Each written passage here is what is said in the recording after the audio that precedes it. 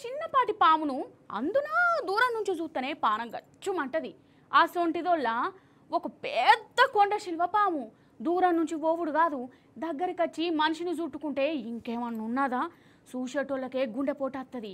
అసొంటిది ఆ మనిషికి ఇంకెట్లుండాలోలా తలుచుకుంటేనే చల్లటి చెమటలు పోతున్నాయి కదా. పాపం ఈయనకెట్లా అనిపించిందో. ఆగో భయపడద్దు, అగో చూడు, ఇది సినిమా షూటింగ్ కాదు, నిజంగా కొండ శిల్వనే చుట్టుకున్నది మనిషిని. అగో కాళ్ళను చూడు ఎట్లా మెలెత్తాందో. అయ్యయ్యయ్యో పాపం తండ్లాడుతుండు కదా.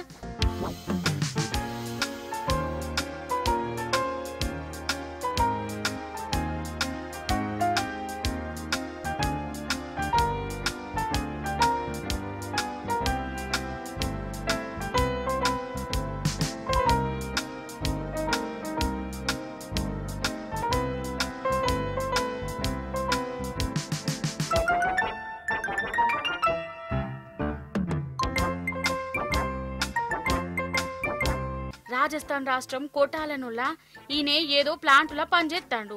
అంతల్నే కొండ శిల్వ వచ్చింది, ఈయనను పట్టనే పట్టింది, కాళ్ళను సుట్టనే చుట్టింది. 12 అడుగుల కొండ శిల్వ మళ్ళీ అది అర్ధగంట సేపటి దాకా దాంతో దప్పుచుకునేందుకు తండ్లాడిండు, కొట్లాడిండు. ఇక అంతల్నే చుట్టుముట్టోళ్ళు వచ్చి కొండ శిల్వను కట్టెలతో కొట్టి ఈయన నిడిపించే ఉపాయం చేసిర్రు. గాని ఆ కొండ శిల్వ జిద్దుతోనున్నది, గట్టిగా అట్లనే పట్టుకున్నది. లాస్ట్కు ఎట్లనో గట్ల ఇడిపించిర్రు, ఈయనను దావఖానకు తోలుకుపోయిర్రు.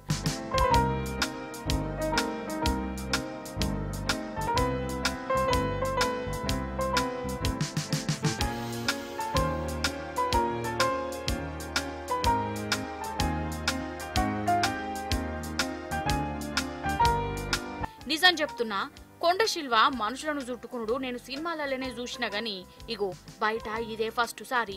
పాపం ఈయన ఎంత తండ్లాడిండో కదా.